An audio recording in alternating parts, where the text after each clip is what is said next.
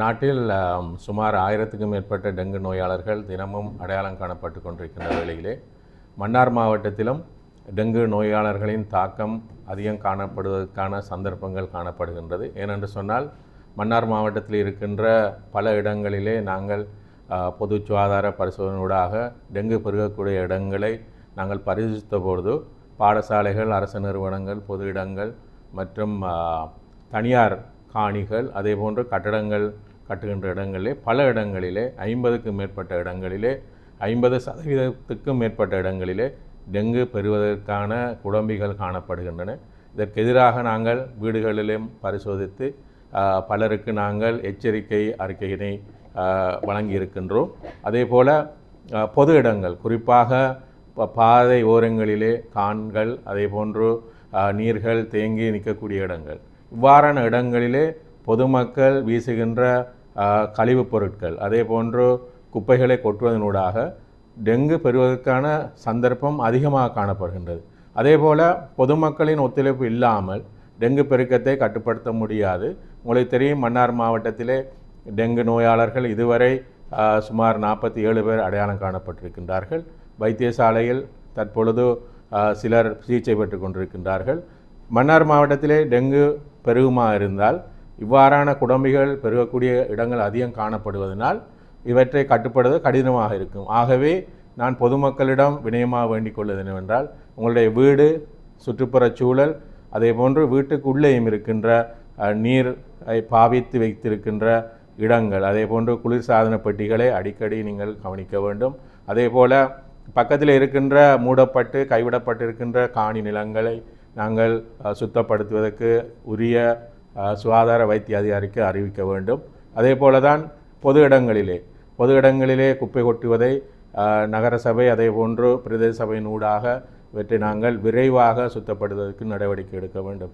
ஏனென்று சொன்னால் தனிய சுகாதார துறையினால் மாத்திரம் டெங்கு நோயை கட்டுப்படுத்துவது கடினம். அதே போன்று பொதுமக்களிடம் மற்றொரு வேண்டுகோளை விடுக்கின்றேன்.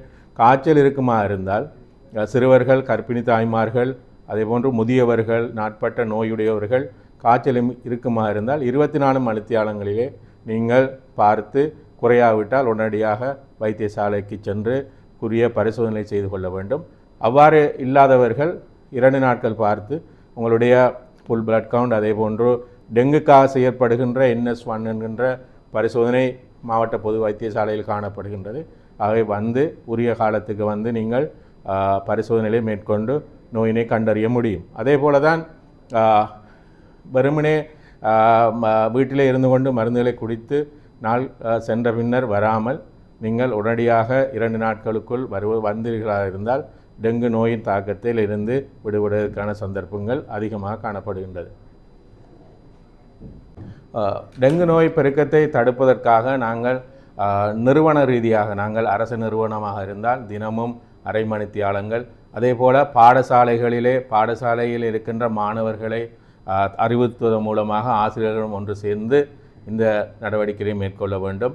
பொது இடங்களிலே தொண்டர் நிறுவனங்கள், அதே போன்று முற்படையினரின் உதவியுடன் நகரசபை மற்றும் பிரதேச சபை உறுப்பினருடன் சேர்ந்து குப்பைகளை உடனடியாக அகற்றுவதன் மூலமாகவும், காணிலே காணப்படுகின்ற நீர் தேங்கக்கூடிய கொள்கலங்களை அகற்றுவதன் மூலமாகவும் இவற்றினை கட்டுப்படுத்த முடியும். பொதுமக்கள் தங்களுடைய சுற்றுப்புற சூழலை தினமும் அரை மணித்தியாலங்கள் சுத்தப்படுத்த வேண்டும். சுத்தப்படுத்தி உரிய முறையிலே அவற்றை அகற்றுவதன் மூலமும் இந்த டெங்கு நோயிலிருந்து எங்களை பாதுகாத்து கொள்ள முடியும். வீடுகளை பரிசோதித்த போது நாங்கள் 1500 வீடுகளிலே நாங்கள் பரிசோதனை மேற்கொண்டு அவர்களுக்கு எதிராக நாங்கள் பலருக்கு நாங்கள் எச்சரிக்கை நோட்டீஸ் வழங்கியிருக்கின்றோம். அதே போல் உங்களுக்கு தெரியும், அரசு நிறுவனங்களிலும் இவ்வாறான எச்சரிக்கை நோட்டீஸ் வழங்கியிருக்கின்றோம். ஏனென்று சொன்னால் அங்கும் டெங்கு குடம்பிகள் பருவதற்கான இடங்கள் அடையாளம் காணப்பட்டன.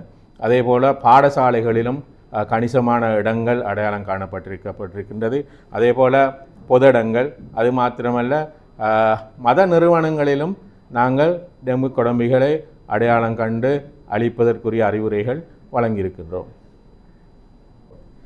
இலங்கையிலே வடமாகாணமும் ஒரு குறைந்தளவு எண்ணிக்கையான டெங்கு நோயாளர்கள் அடையாளம் காணப்பட்டிருந்தாலும் மன்னார் மாவட்டத்திலே இருக்கின்ற 5 சுகாதார வைத்திய அதிகாரி பிரிவுகளிலே அதிகளவான நோயாளிகளை எங்களுக்கு முசலி சுகாதார வைத்திய அதிகாரி பிரிவிலும், மாந்தை மேற்கு சுகாதார வைத்திய அதிகாரி பிரிவிலும், அதனைத் தொடர்ந்து 23 நோயாளர்கள் மன்னார் நகர் பகுதியிலும், அதேபோல் நானாட்டான் பகுதியிலே குறிப்பாக அங்குதான் அதிகமான கடந்த காலங்களில் நோயாளர்கள் இருந்தாலும் இந்த தடவை 10 நோயாளர்களும், அதேபோல் மடு ஏரியாவிலும் இருந்து 6 நோயாளர்கள். மேலதிக செய்திகளுக்காக எமது யூடியூப் தளத்தை சப்ஸ்கிரைப் செய்யுங்கள்.